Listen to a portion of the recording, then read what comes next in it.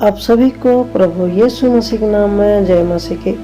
आज की इस वीडियो में हम जानेंगे, बहुत से लोग खुद को ढीठ किए हैं और आज यही सोच रहे हैं कि हम सिर्फ संडे को ही चर्च जाएंगे और हमारे सारे पाप क्षमा हो जाएगा और हम परित्राण को पालेंगे, यानी कि अनंत जीवन को पालेंगे।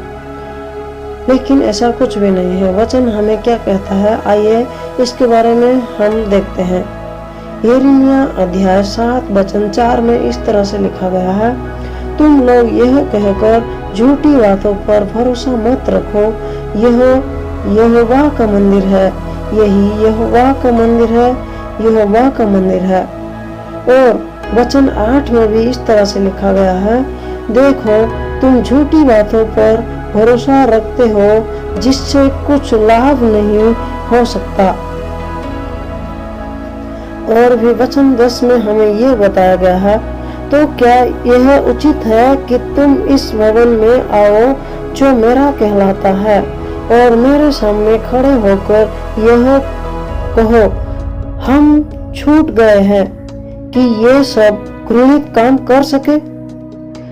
क्या हम आज संडे को चर्च जाके, हे प्रभु मैं पापी हूँ मुझे क्षमा कर दो, इतना कह के हम अपनी पापों का अंगीकार कर लेते हैं और हमारा पाप क्षमा हो जाता है और हम कहते हैं कि ये सब घृणित काम करने के लिए, यानी कि व्यभिचार और दुष्कर्म करने के लिए हमें फिर से आजादी मिल गई है। हम संडे आके यहोवा का मंदिर जो है, ये यहोवा का मंदिर जो है, इसमें आके हम खुद के पापों को सिर्फ कहते हैं, हे प्रभु मैं पापी मुझे क्षमा कर दो। इतना ही कहने से क्या हमारा पाप क्षमा हो जाता है? और हमें क्षमा यदि मिल भी जाता है तो फिर हम क्या कहते हैं, चलो हमें संडे को आके अपने अपने पापों को स्वीकार कर लिए, अब चलो फिर से हम घृणित काम करें। क्या वचन यही कहता है? क्या यह वचन हमें याद नहीं है?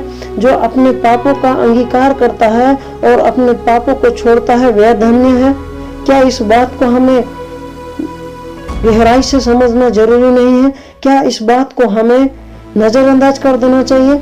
यिर्मयाह अध्याय 4 में और 10 में हमें क्या कहा गया है कि इस झूठी आस में मत रहो कि तुम इस मंदिर को, ये जो यहोवा के नाम के जो मंदिर है, उस मंदिर में आके यह मत कहो कि ये यहोवा का मंदिर है, ये यहोवा का मंदिर है। हम अपने अपने पापों को स्वीकार कर लेंगे और हमारा पाप क्षमा हो जाएगा और फिर से हम जाके इस संसार में लिप्त होकर घृणित काम करेंगे। क्या इसीलिए ही यहोवा हमें क्षमा देते हैं, हमारे पापों को क्षमा करते हैं, जो संडे को हम जाते हैं और अपने पापों का अंगीकार कर लेते हैं? क्या इतना तक ही है?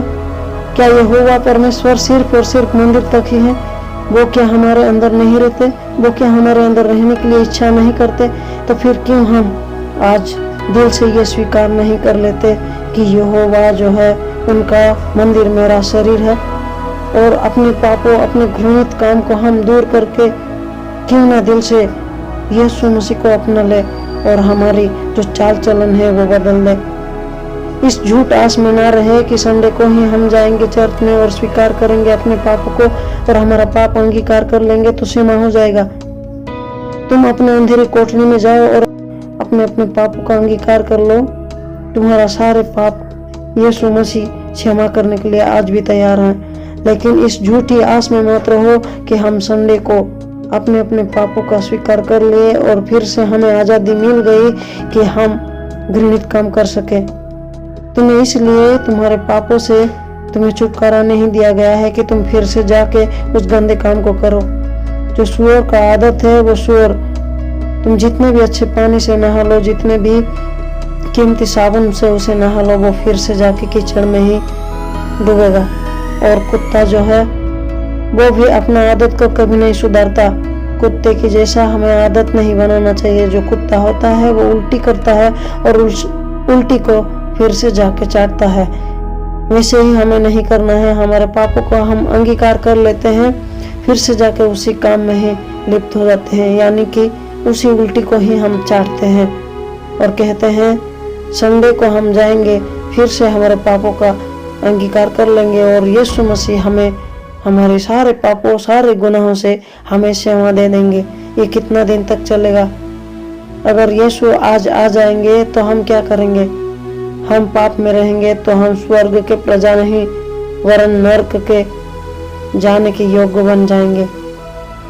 नरक हमारे लिए स्थान होगा। इसीलिए इस बात को याद रखना कि कभी भी अपने मन में इस झूठी बात को मत कहो कि ये यहोवा का मंदिर है, यह यहोवा का मंदिर है।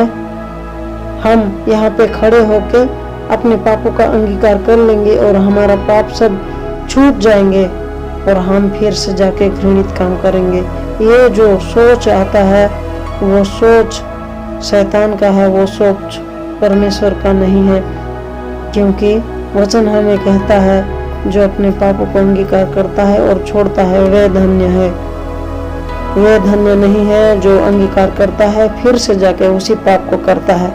मैं आशा करता हूँ आप सभी को इस वचन की महत्व समझ में आ गया होगा। ऐसे वीडियो देखने के लिए हमारे साथ बने रहिए और हमारे चैनल को जरूर सब्सक्राइब कीजिए।